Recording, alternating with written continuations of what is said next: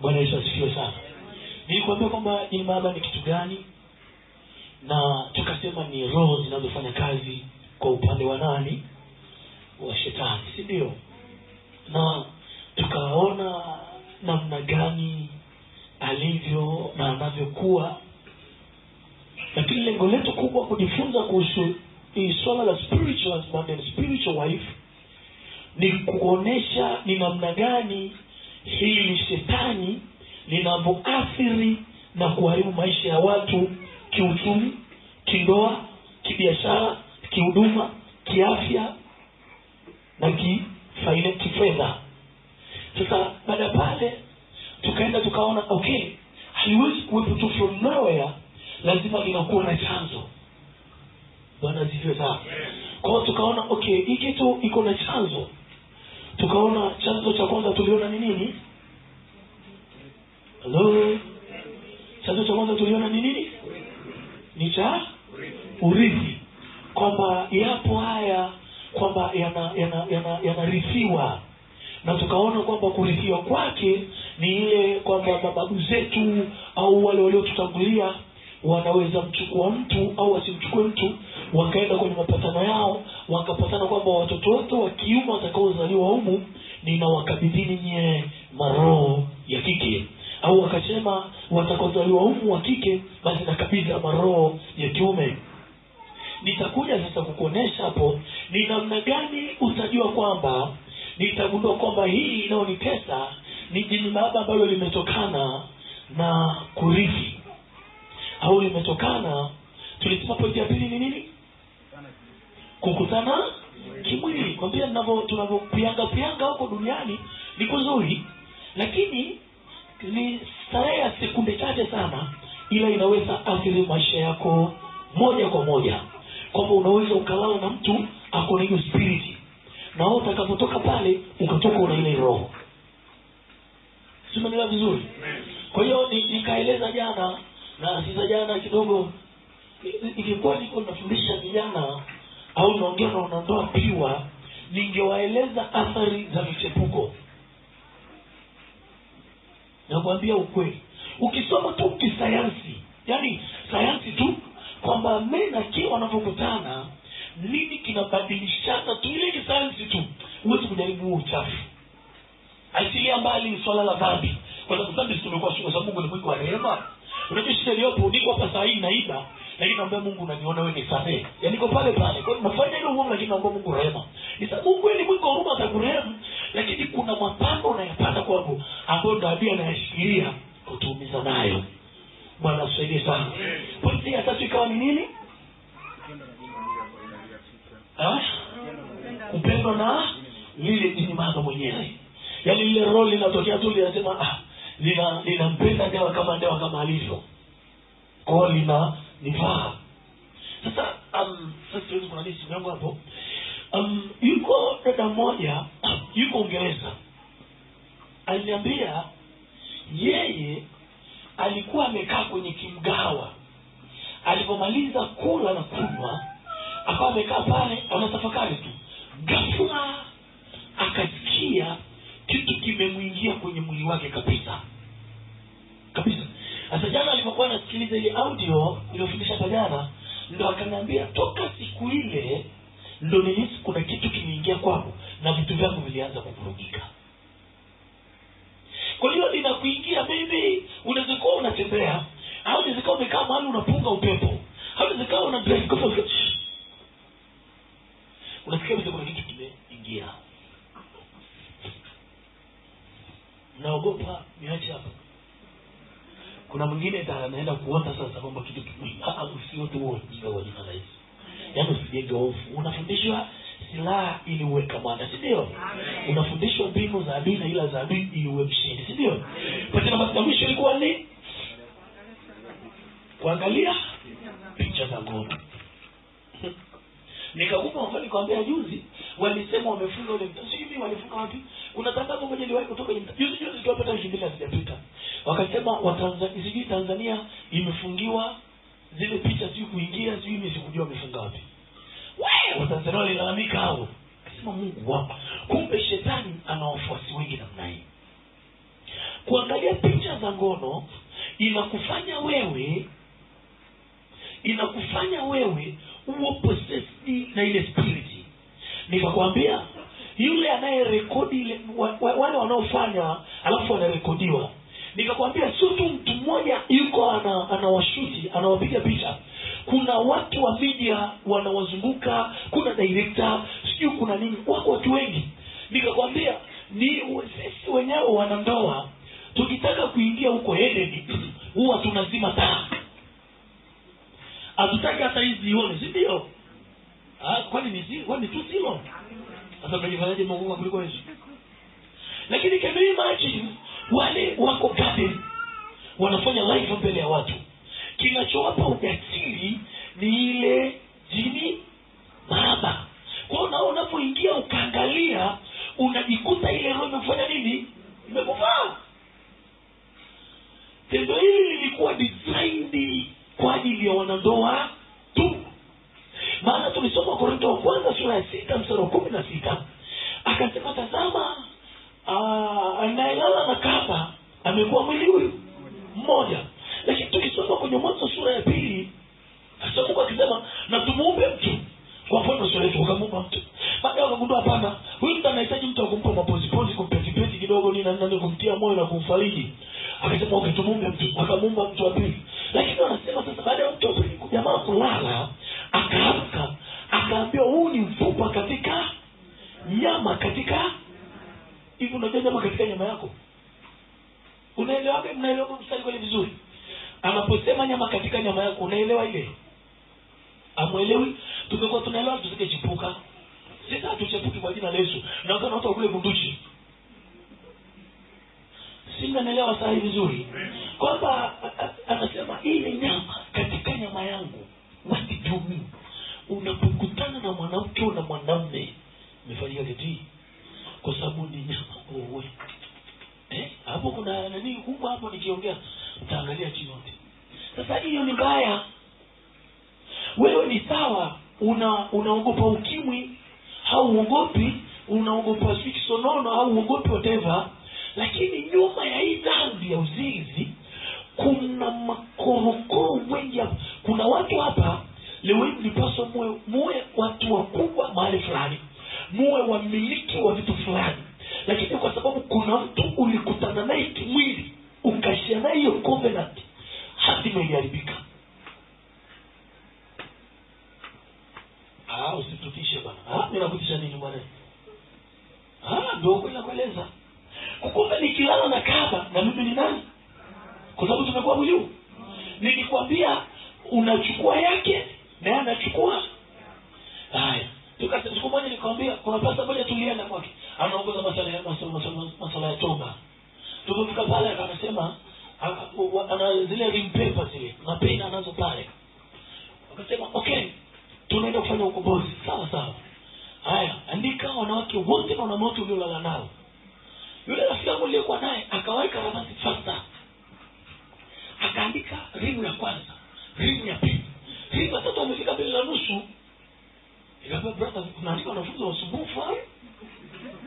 Nikamwambia mimi kweli siandiki. Sio kama nilikuwa mtakatifu lakini sasa nikiandika itanikumbusha machungu, sababu kuna uwezekano kuna nilala naye leo hii ni mganga.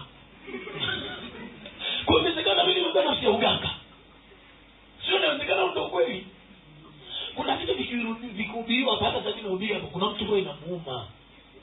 Sawa, avuke hapo haraka. Unajua ni kwa sababu gani? Ni kwa sababu kile kitu kiko ndani yako hakitaki kuguswe. Sana na mahubiri mengine mpaka pointi zimeshatosha. Sio wewe unasema hivyo. Ni kile kwamba kinachokonolewa kishindwe.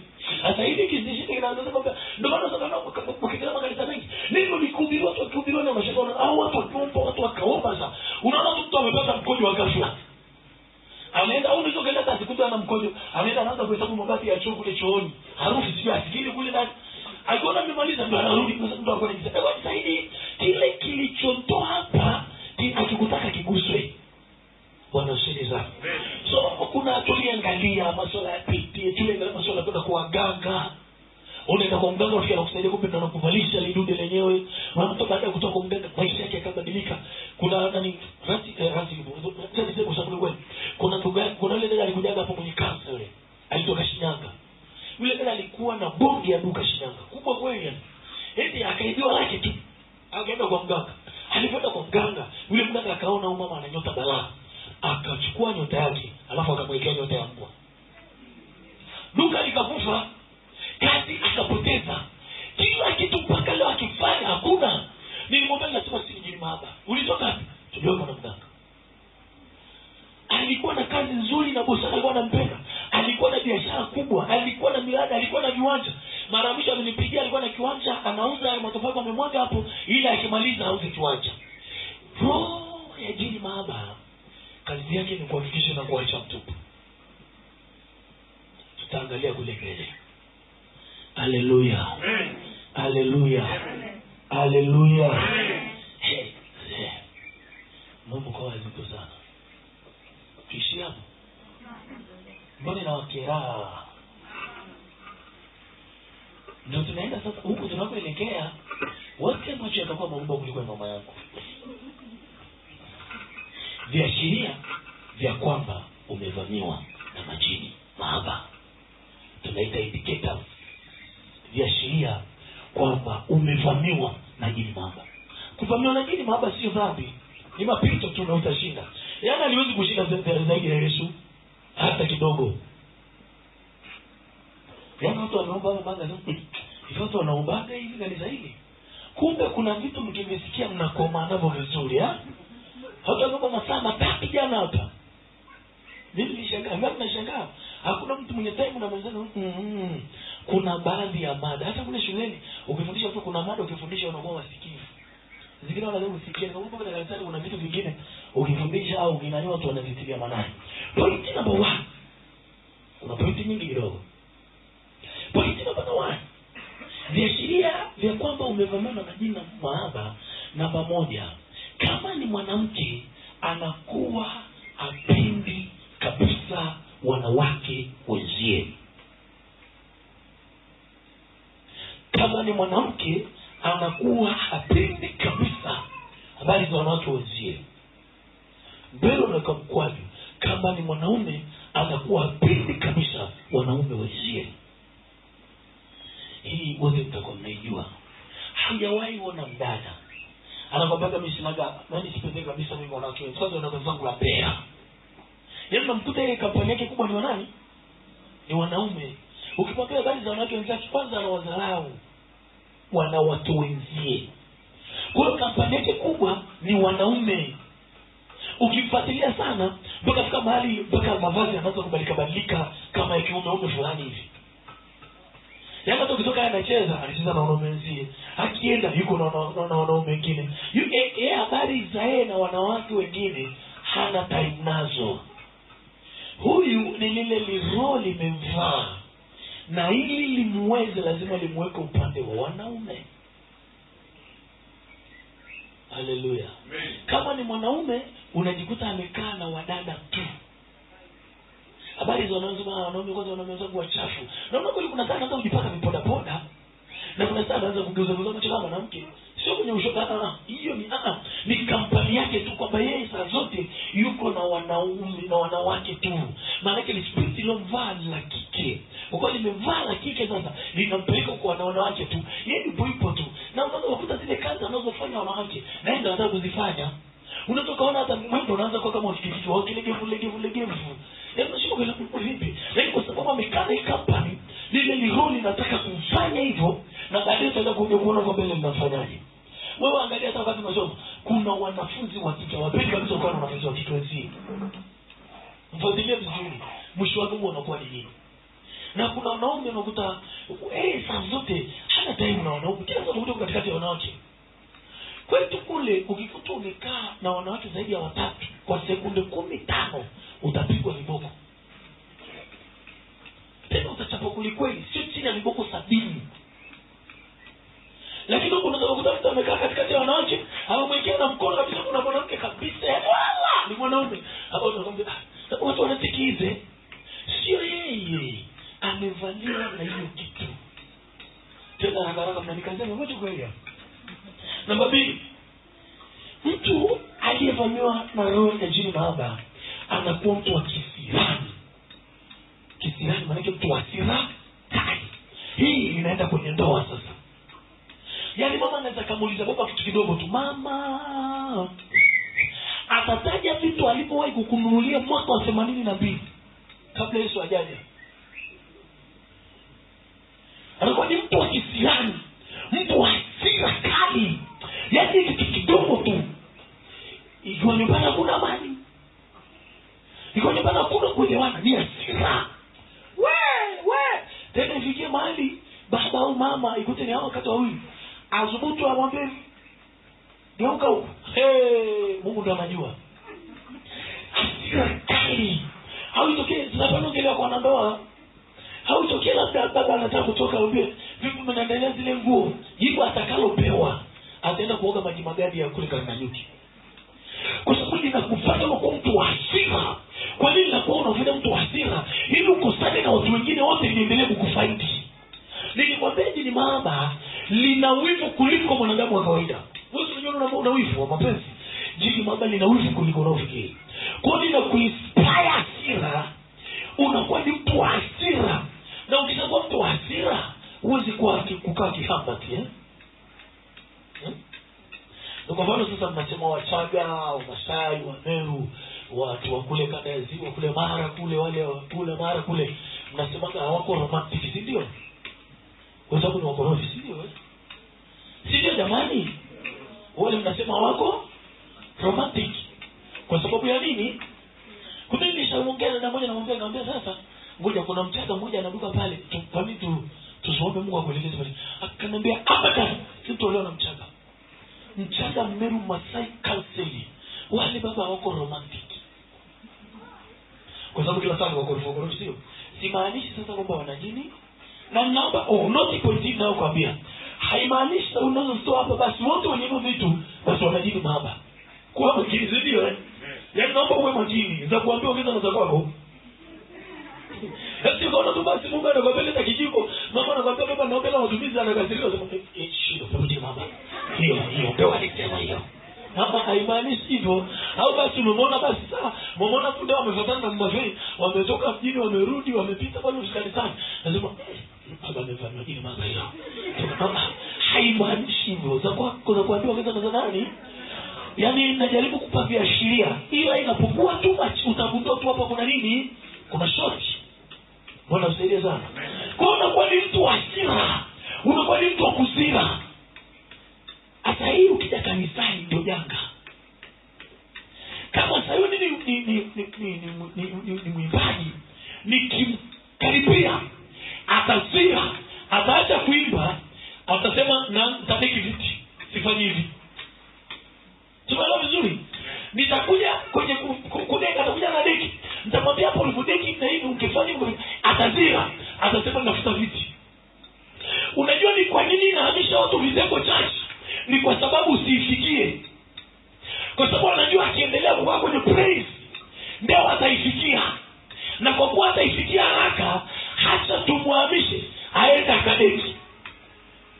Kwenye kudeki kule nitafuatilia, haraka tumpeleke kwenye viti. Kuna watu wako chachi, wamekaa chachi inawezekana miezi 3 au whatever mwaka wote. Lakini unakuta amezunguka vitengo vyote. Sisemi ni mbaya. Kuna anayezunguka kwa sababu ya kuzira. Huyo ana shoti. Anaona hapana. Hapa mimi nagombeza sana. Kwa mfano leo kuna anakuja anambia, mimi baba naomba niache vyombo na mimi kwenye praise. Kwa nini? Unanigombeza sana kwenye vyombo. Shoti. Ataenda kwenye praise. Mama yake atamwambia mambo ya kuimba kama unaimba kimasaba hatutaki. Atasema mimi naomba niondoke kwenye praise naenda kwenye wana maombi. Atakuja na maombi anamwambia kwenye maombi bwana huwa tuombe hivi tunaomba hivi. Basi mimi nitakuwa nafuta madhabahu. Anijileta tena. Nitasema nani ametafuta ujinga hapa? Atazira. Unakuta sasa ameacha huduma yuko kule nyuma na kanisani haji kwa sababu ile roho inajua inaenda kufikiwa. Wote wanaoacha huduma kwa kuzirazira kwa sababu wanapenda kusifiwa na kutukuzwa ni lile jini baba liko ndani. Sasa kwa nini linamwamisha? Kwa sababu anajua akiendelea kukaa kwenye kikundi cha maombi Kuna siku ndio atafunga na wana maombi hata nidakia huko. Sasa acha nijie. Kwanza jana hata mwenyekiti aliongea vibaya. Wanatafutana sababu za kijinga. Kuna mtu anakuambia hata anaweza sema mimi sifanyi chochote kwenye kanisa kwa sababu naona kama mchungaji anaongea tu vizuri na makolisi, anaongea tu vizuri na makase. Mimi mbona kama anijalijali? Sio yeye, ni lile roho linataka kumboost. Kwa sababu itajirafika, kwa sababu una kisirani. Yeye mama linachochea kisirani. Unakuwa ni mtu wa kuzira. Siku na watu watania hapo mko hapo. Mume anazira chakula, unazira chakula. Mama anazira, baba anazira. Yaani unakuta mtu anazira tu chakula. Sio ni kitu lina wivu. Kwa hiyo linakuwa na hasira na baba usije chakula. Anavipo utafikiria homo. Baba kula basi baby. Utakuwa nikitoka kanisani. Sio angekuwa ameenda kula baada ya kanisani angeondoka vizuri na mngechumiana kidogo.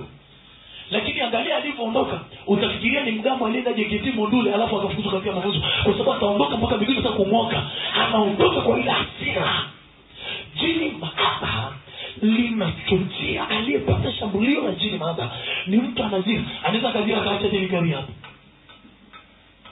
Naweza kusema Darema, mimi nakushangaa sana. Tulipatana vizuri, utaniletea ina hiyo kuleta. Sasa mshangaa sasa unakuja tu unanishika hujaleta. Ungaleta hapo mengeti. Akifika nyumbani ndo atakumbuka niacha nini? Kwa sababu lengo la jini mahaba ni kukuacha mtupu. Ni kuhakikisha kile ulicho nacho linakunyang'anya. Kuna mtu ananielewa? Angalia mtu mwenye hasira kali sana, huwa anapozira na anapata hasara. Kuna wengine hapa, kuna wengine hata mko hapa, ongea na mama, hata yeye mko kusimizia mshapozwa chini ya mara mbili. Kwa sababu aliona tu mahali jina limekuja Ndewa. Hivi ni watu wanawasiliana kila siku. Kumbe ya kuona Ndewa ilikuwa ni leo wazi nani huko. Akaona tu message I love you. Akajua ndio anakuambia hivyo. Lolo, simu ikapasuka. Kama simu ilimala kibili, ataenda kununulia laki mbili. Ataenda kununua ya laki tatu. Lengo la jini mahaba ni kukufyonza ubaki mtupu. Sisi mtu anaopasua simu, wanaopasuliwa simu, wengine mna michepuko simu zinapasuliwa, ni haki zipasuliwe. Sisi mnaona jini mahaba wanaopasua. Bwana ziweza. Kuna vizuri before the final decision. Na mara nyingi sana linatumia hasira kuondoa watu kwenye nafasi zao. Hiyo ni wanasiasa. Hiyo ni hata mabosi ofisi. Angalia wenye visirani wanapoziraga ofisi zao. Mtu analitoa cheki, anazira tu anagoma hata kuisaini. Inawezekana miezi mitatu hajalipo hela. Kati yako na bosi nani mwenye hasara? Si wewe? Yeah. Hivi sasa mimi wewe umekuja nimeona, nimekurosia ubaba, nikakuwekea iliki, binzai, sijui makorokoro gani, wewe nikakurosia. Eti ukaja, kwa vile nilichelewa kuleta maji tu mezani, tayari umezira umeenda kulala bila kula. Watu hao mara nyingi wanaletoa vyakula kwenye ulimwengu wa roho. Kuna dada mmoja alikuwepo kwenye kama kuna mtu anamfahamu. Alikuwepo Jumamosi. Wale kwa Jumamosi ya mazeni kimya. Usiniangalie watajua ni mimi. Yule dada nilimwombea sana. Nikamwambia ukienda nyumbani utaletewa hii na hii na hii. Akaniambia mchungaji, sio mara kwanza wananileteaga sana. Nikamwambia watakuletea na kitakachokuletea utazira kula. Na kwa hivyo na nyumbani amekuta mbaki kamwandalia kikandaa chakula kana watoto. Heti anamwambia si mtoto alete maji, baba akasema watoto wamelala kuleta kuletea. Kwa hiyo mimi nikituma watoto, wewe utaki, sina nini kazira kaenda kulala. Usiku mwanangu ameniambia unajua kama nyama ya panya ilio nona. Akaniambia mtumishi kama nimeletewa nyama ya mafuta ilio nona. Nikapenda kama ilikuwa panya la mwanamke. Akaniambia vile mtu ameniletea nataka kula, ukatokea ukaipiga mkono kaenda kule. Mara nyingi ukizira kula usiku, huyo husband wife wako atakuletea vitu. Kataro ya kuzira katika jina la Yesu. Nasema kataro ya kuzira katika jina la Yesu. Hata kama wamekufanya hiyo usizire, kaa kwenye nafasi. Unaacha kula wali. Unaacha kitimoto nilete kigongi. Unaacha kabisa kitimoto mimi nakula. Wewe hata kama mimi nilifanyaje? Yaani ungeomba nisema unafanyaje afu naacha kula. Naambia kama msosi hapo mama, wewe nitukana lakini msosi mimi nimetafuta mimi nakula. tangu kuja kuishi na makorokoro. So lakini nini inapelekea unakuwa ni mtu wa kisirani. Unazira. Unaokanyaza ule wanapo msoma shule. Kuna mwalimu anaweza akaja asubuhi, mwanangu, tunamwambia jana uligombana na mmeo na mkeo, huyo ana probleme. Ukimfuatilia sana yongome itakuwa amekuwa possessed. Yaani au hata ofisini mnakokaa. Sasa sisi mwachunguze mabosi wenu, mwanzo kuwakemea kimya kimya. Kuna bosi sana ingia ofisini kama pilipili. Anataka kuuliza tu, wewe ni nani? Na siku zote wajibu. Anakutafutia sababu. Ukiona hivyo mwambie, wewe unipate, wewe ni baba. Ndio alishaniambiaga. Tabia zako sisi taki. Kauko huko. Haleluya. Namba 4, namba 3. Wanawake wanafungwa tumbo la uzazi. Kwa sababu haya jamaa wana wivu. Wanachofanya wanafunga matumbo ya uzazi wanawake. Ili usizae na mwanaume. Sio wote. Naomba mnielewe vizuri jamani, sio wote. Si ndio? Wanafunga matumbo ya uzazi ili usiyokapata mtoto nje ya ndoa yenu. Kama mliangalia ile nani ile picha leo Arusha inaitwa Shako nafikiri. Yule mama alikuwa anasaka mtoto sana, akaenda kwa mganga. Alipoenda kwa mganga, kwa siku ya leo kwa mganga, akatoa damu yake, akasema nipenda hata mtoto huyu. Mtakaponipa atakuwa wakwe. Kama kaangalia ile picha jamani. Na kweli yule dada alipokuja kuzaliwa akakuwa, hakuruhusiwa kufanya nini? Sio ni mwanamume linamtokea. Linamchukua, ana watoto wangapi? Kuna ulimwengu wa roho. Lakini physical ana nini? Basi itakuwa mmeangalia hapo, mnaitikia hizo tena mjiangalia. Sasa yanachofanya yana block tumbo la uzazi usipate mtoto. Kwa nini? Wanajua kipata imekula kwao.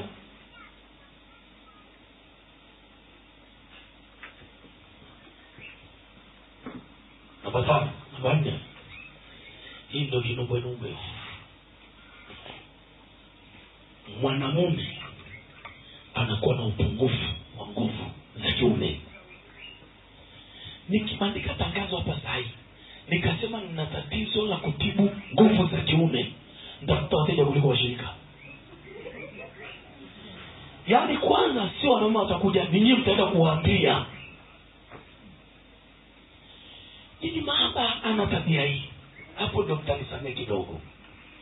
Anachofanya, tunaposema upungufu wa kiume, ni mwanaume kuwa na uwezo mdogo kwenye tendo la ndoa.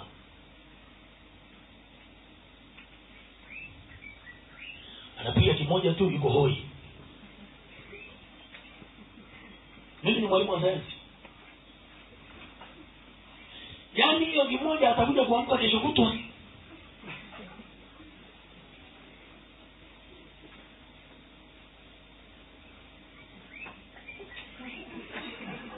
Bwana asifiwe sana.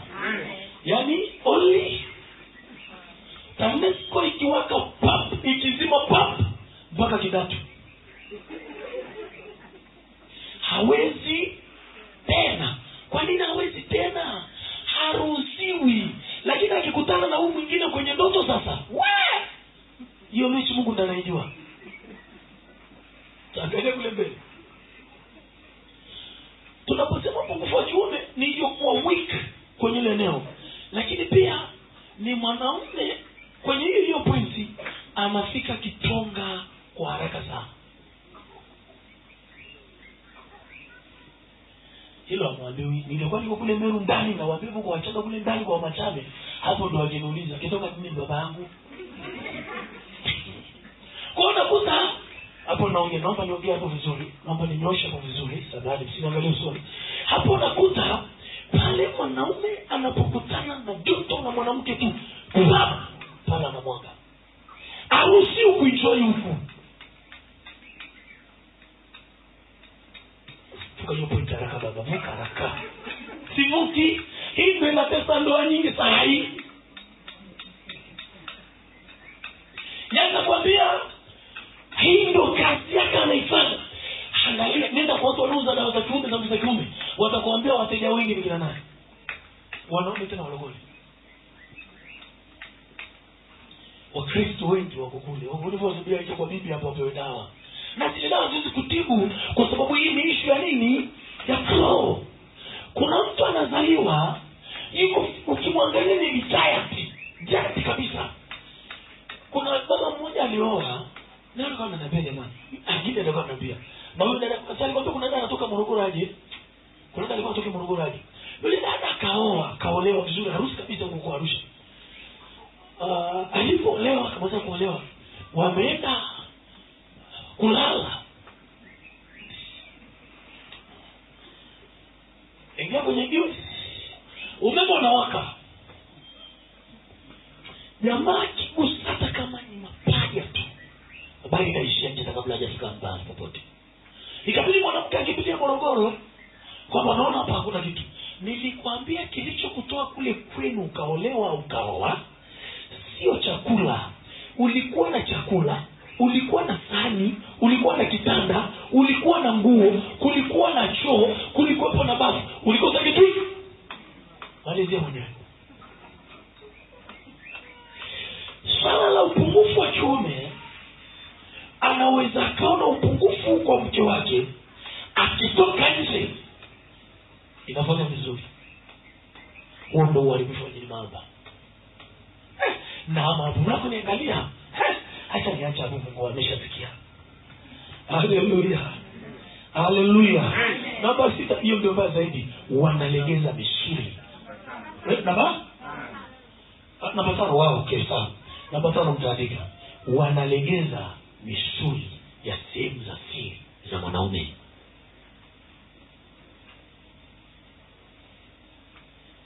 Baba, hili ni sayansi au ni neno la Mungu? Wanailegeza vipi? Wanatumia ile hila ya kukuta mwanaume anaingia kwenye system ya masturbation, ile kujichua. Mwanaume anajichua. Akishajichua mwanaume yote aliyefanya masturbation hawezi kushiriki na tendo la mwanaume na mwanamke kwa sekunde moja. Hawezi, kwa sababu muscles zimeisha. Mtu yeyote aliyeshiriki na anayeshiriki masturbation ana vifosi, anakuwa na msukumo wa jini ndani, kwa sababu linajua baadaye nini kitakuwa. Sasa wanapokwisha kufanya hivyo, mbele inafika sasa, tutafika kule mbele, tutaangalia ile swala la ndoto, tutapata kutana nayo. Unakuta wameshamfanya nyanga kabisa huku, kwa hiyo afai kabisa. Yana hata kiendelea tu mwanaume. Kuna siku tulikuwa kwenye gari, watu huko kwa Dar es Salaam. Mimi nilimwonea yule baba huruma. Watu wamezongana kwenye kiasi. Kuna limama liko linena hapa mbele na jamaa yuko hapo nyuma. Sasa basi naenda hivi, breki zinashika zinarudi. Sasa zinarudi. Ile magala hizo. Umenikojolea?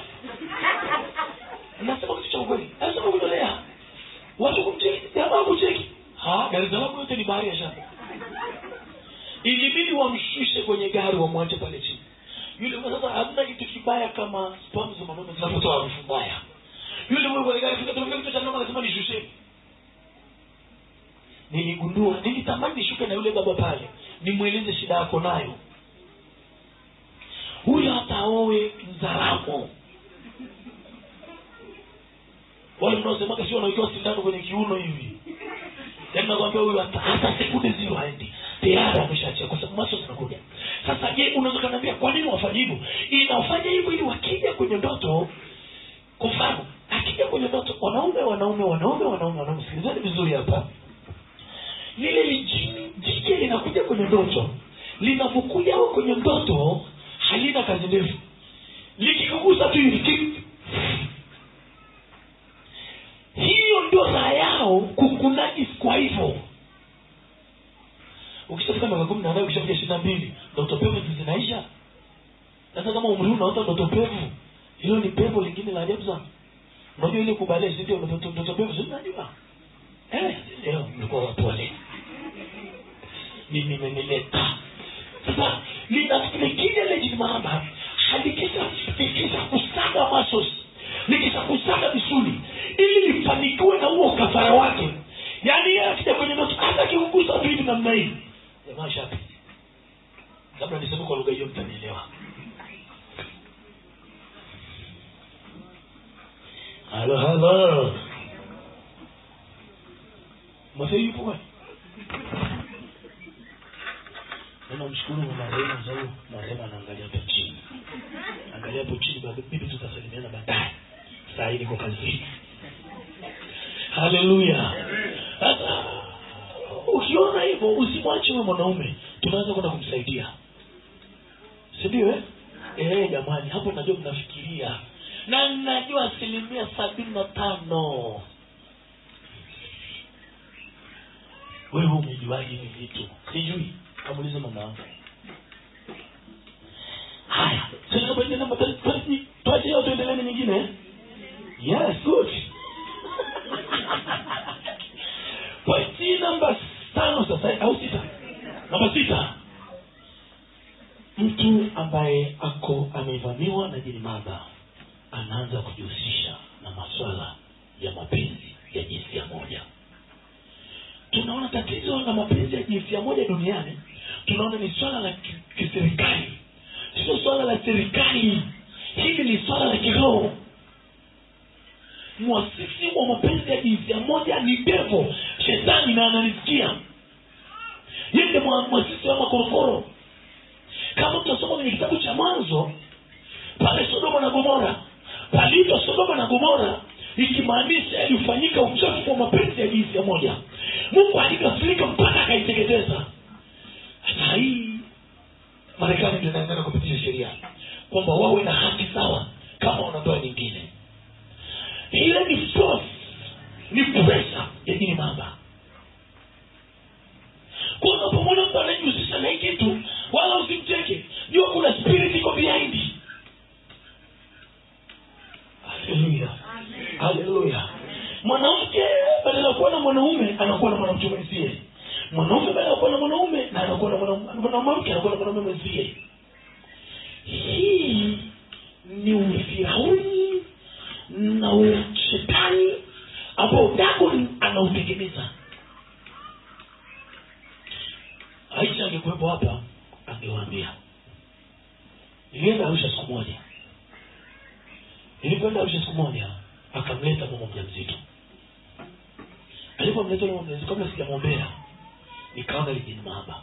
Lakini ile jini mamba nikaona mume wake anamwingilia kinyume na maumbile mnasema. Nikaangalia mume wake naye ana hilo jini mamba. Nikamwambia tu, mama, kwa nini unakubali mchezo mchafu namna hii?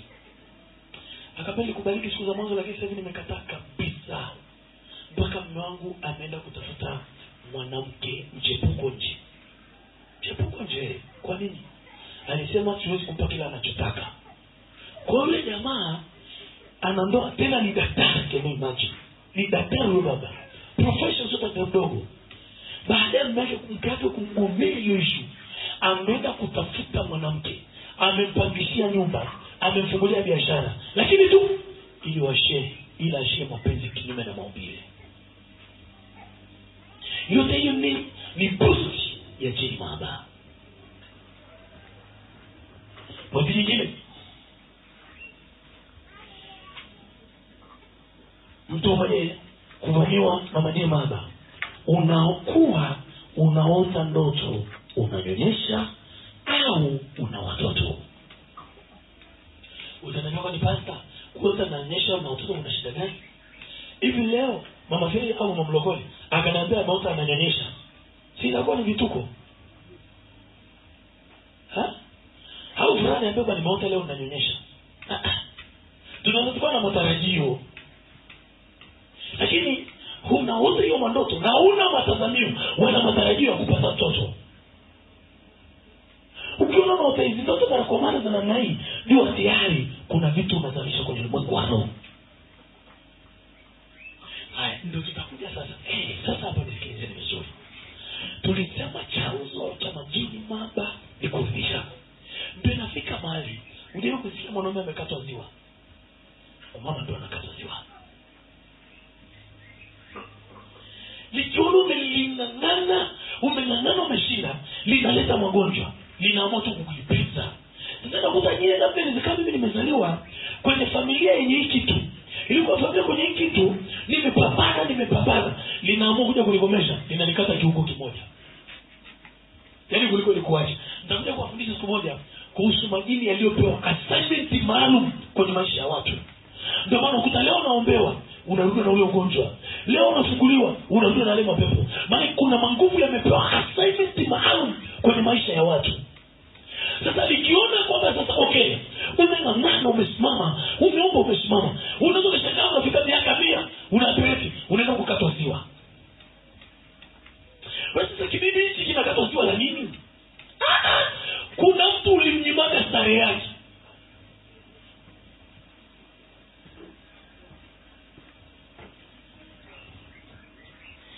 Sio wote. Tukubaliane wote, si ndio jamani. Sio mkanifungia gesi. Hata nakuta hizi kwa mfano, kuna katoto kamaliza shule mwaka huu pale shuleni.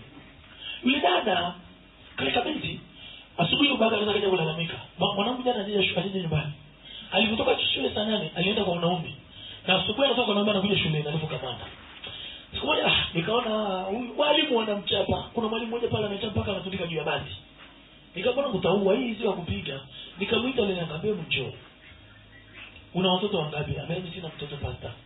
Nikamwambia mbona unaona unanyonyesha? Kaniambia kule kwenye ndoto ninanyonyesha watoto 10 saa hii ndio neno 11.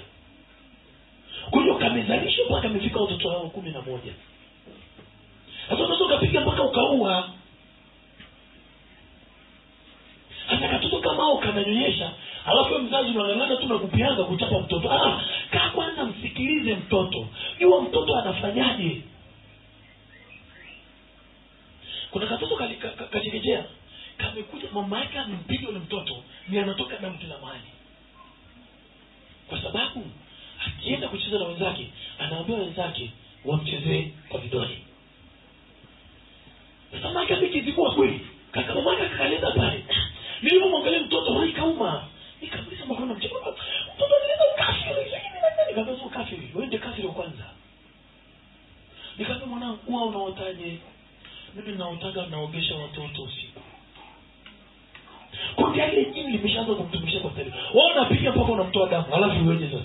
Tangu hivyo haya. Wewe nyingine. Unaota unavalishwa pete. Unaota unavalishwa nini? Mtu ambaye amevamiwa na majini mahaba anaota anavalishwa pete. Unaweza ota unavalishiwa chini ya bahari, unaweza unaota kabisa huko juu ya bahari unavalishwa pete, unaweza ota huko angani unavalishwa pete, na wakati mwingine usimjue anayekuvalisha. Umeelewa? Wakati mwingine unadini usimjue kabisa naye, wala usione sura yake, au kaona kichwa ni cha mbuzi, au kichwa ni cha ng'ombe, au kichwa ni cha nguruwe. Haya madude yana ushenzi mbaya sana, kwa sababu huwa mwanzoni hayapendi kujionesha. Yanatumiaga sura, yanaweza kutumia sura ya babako, hata ya mama yako, hata ya dada yako. Mtu mimi na lazima naota na zina dada yako, na naota na zina mama yangu. Sasa hiyo utakuja kukuambia kwa mbele tunakoelekea. Sasa unakuta tu unaota, na kweli ukiamka ni kama ni hazifu ufili kuna kitu kiko kwa kidole. Unaelewa unahisi kabisa kwamba kidole imebebeshwa kitu. Hata ukurukupe vipi, unaweza kujitahidi ukaolewa hata kwa ila lakini utarudi kweli, kwa sababu you are holding. Kuna mtu amekuholdi. Umeelewa vizuri haya. Sasa na mwanzo na manyane hospitali kama nitapata chakula cha kufungulia. Inakuja ikero nyingine. Wanashikilia bilioni za wanawake. Hapa ndio kuna majanga. Hapa kuna majanga. Angekuwepo dada mmoja, mimi nafikiri Rasa alimletaga, angewaeleza ushuhuda kama angekuwa ni jasiri. Wanashikiliaje bilioni ya mtu? Wanaamua uende siku ngapi, wanaamua urudi siku ngapi, wanaamua damu itoke kiwango gani, wanaamua maumivu upate kiwango gani. Nilikwambia mimi dada mwisho nilimwombea, alikuwa anaenda toka amekuwa mdada, amevunja huko, amekuwa anaenda period mara moja kwa hii, na nikatoka tu kanoka basi inatoka. Kuna watu wakiingia period ni kama wanajifungua, hawaendi kazini, wanajifungia ndani, wanalia maumivu. Kuna wengine ikifika ni mabonge anatoka ya ugali wa jamaa, anajiuliza ugali ulipikwa saa ngapi tumboni, kazao. Kuna wengine inatoka nyeusi kuliko sauli. Kuna wengine sasa usiseme swala la harufu.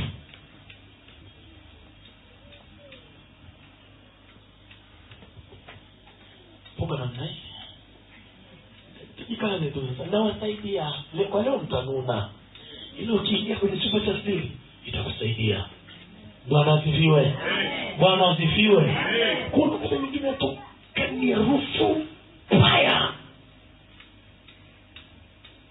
Kuna mtu hapa akifika mahali pa kuingia period ana dozi tayari, ameshaona viashiria kwamba ngome na ngome lazima ameze dawa. Sio kwenye kwamba Mungu ameandika umeze dawa, hapo ndo majini yanapita kuvuruga, kushika, kufanya kila anachofanya. Kwa sasa mimi kuna mmoja sasa nilimwambia tu juzi hapa, akaenda akalala, ile lidude likamtokea. Ilipomtokea nikamwambia sio kwa nimwombea, nikamwambia na mvumika kwa damu Yesu sana nini. Akamwambia leo sikutaki unatoa harufu. Harufu wewe. Ndio nini? Uko kwenye siku zako. Sikutaki unatoa kitu kibaya sana. Mimi nikaondoka. Aliposhtuka, amecheki nguo ya ndani aliyokuwa amevaa. Akaona kitu kimetoka lakini sio damu, sio maji, hakieleweki.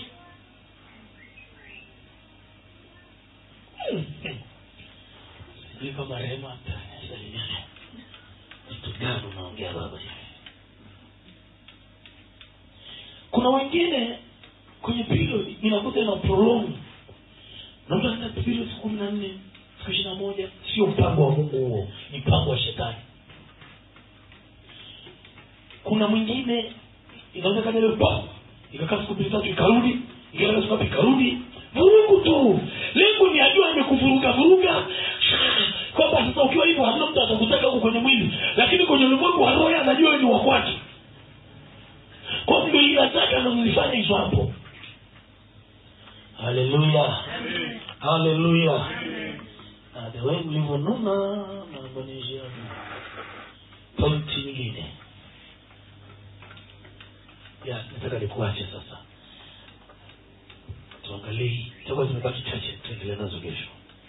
Pointi nyingine, watu waliovamiwa na jini baba hawadumu kwenye mahusiano.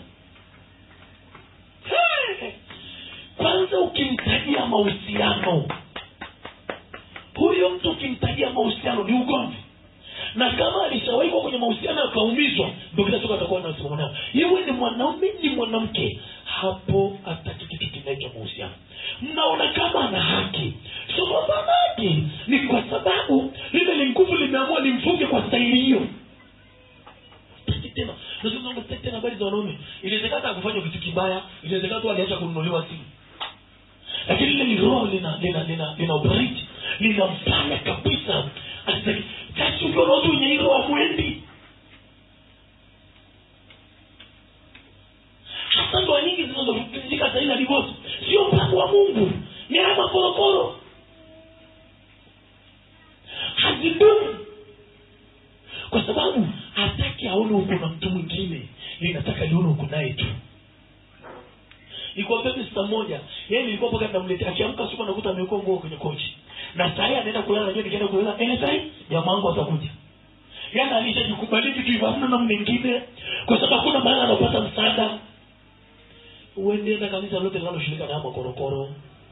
Kwanza kumwambia mchungaji nimeota nimevalishwa pete au nimeota sijui na nafanyaje, atakwambia hizo ni baraka. Hiyo ni ushetani. Navalishwa pete yangu ni Mungu wa roho. Mimi nataka nione pete hapa. Sio kwenye Mungu wa roho. Mama, yani eti mama yangu ananipigia simu ananiambia, "Leo nimeota nanyonyesha watoto, nanyonyesha mtoto." Kwanza tamuuliza mtoto kazana na unampesa hii. Lakini watu wengi wanapitia hapo. Na ama spirit hayana adabu. Ni mzee, ni mtoto,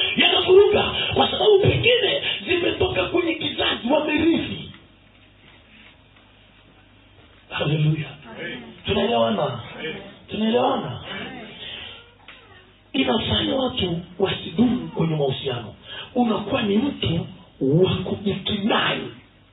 Mpaka kusikia habari za wanaume, mpaka kusikia habari za wanawake tena. Umesema upataki tena, umefika mwisho. Unakuwa ni mtu upendi kabisa jinsi hiyo tena. Hata tumesema adumu kwenye mahusiano. Akiingia kwenye mahusiano leo 2 months, akifika miezi miwili anaona kama amekaa miaka 20 yanavunjika. Miezi miwili. Kuna watu anaweza akachumbiwa saa hii na makubaliano kabisa ikaonekana kuna njia. Baada ya saa 4, baada ya chai ya saa 4 anatoka kutaki tena. Na huwa mara nyingi wanaachwa wao. Kwa sababu gani? Wako obsessed. Tayari kuna mtu yuko nyuma yake. Kuna mtu ako naye.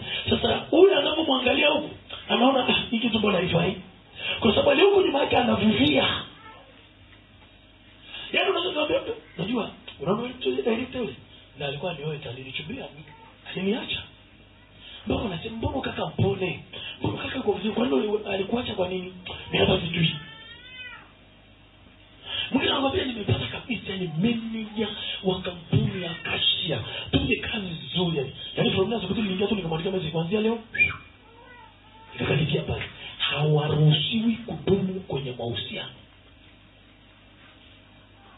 Unasokona na sisaka promise nzuri. Unasema kwa nini uelewi? Mimi nikichumbiwa mwezi, kifika mwezi ukiisha, niko na huyo mwanaume. Naona kama ni miaka 100. Sasa tu asubuhi nikamwambia sitaka mwenyewe akaniambia sikutaki.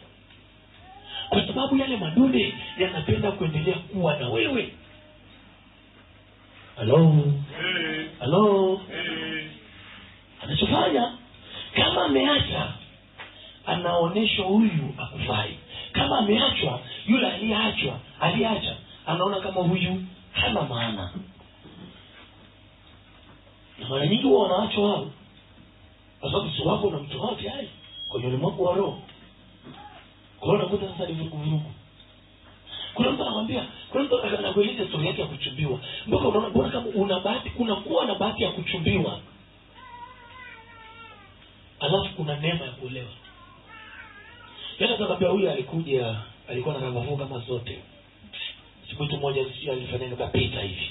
Alafu anajionaje ana kiburi. Yana na uhakika. Alafu sikiliza nikwambie, hakunaga wanawake weupe wote wanaishi ni wazuri. Mwanamke mweupe sio mzuri, ni kwamba ni mweupe tu. Mwanamke mzuri ni yule ambaye Mithali 31 imemsema.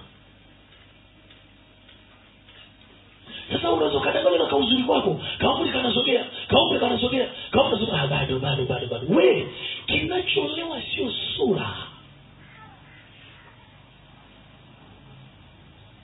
Tabia.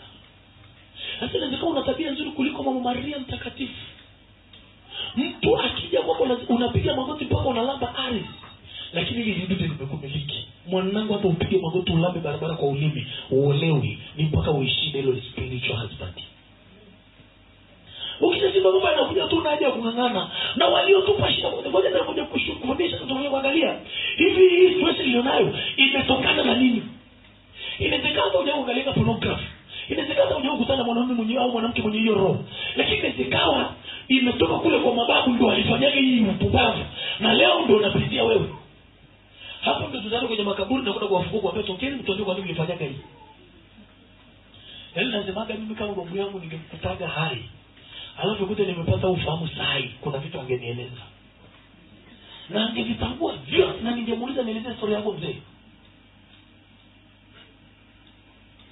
Kwa sababu vitu vingi vinavyotutesa leo sio kwa sababu tumefanya sisi, ni watangulizi wetu walifanya. Leo tunalipia gharama. Kwa unakuta hudumu ukai na mtu unabadilisha kama mtumba wa Ilala. Unaweza ukaona ukaka kwa nini asiwe jamani? Mbona iko vizuri hivi? Anaambia mimi wanakuja kweli, lakini naweza kumkubalia nioni akaahirisha mawazo. Anabadilisha tena. Anatakaje? Akafika hivi, ikifika tu asubuhi, ananiambia Mungu amenionyesha sio kwa. Haleluya. Haleluya. Haleluya. Kama kuna swali lolote naulize, alafu tuende. Tutakuja kufanya prayer sasa na kukuonesha namna ya kujitoa. Tutaendelea na prayer. Hallelujah. Bwana Yesu asifiwe sana.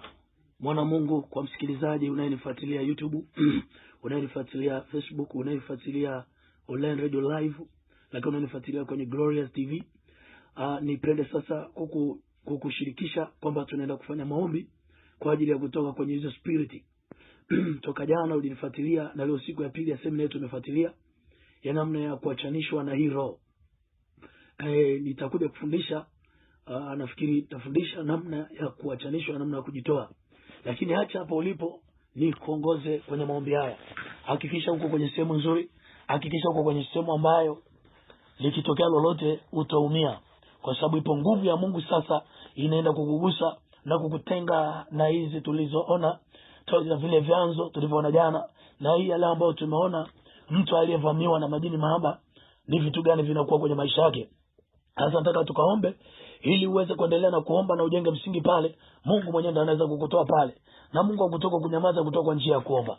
Sema nyuma yangu: Bwana Yesu, ninakuja mbele zako, ninaomba rehema, ninaomba toba kwa yote zile katika vile vyanzo vinne, ambapo liko moja nililolifanya na limeashiria yule adui kunivamia.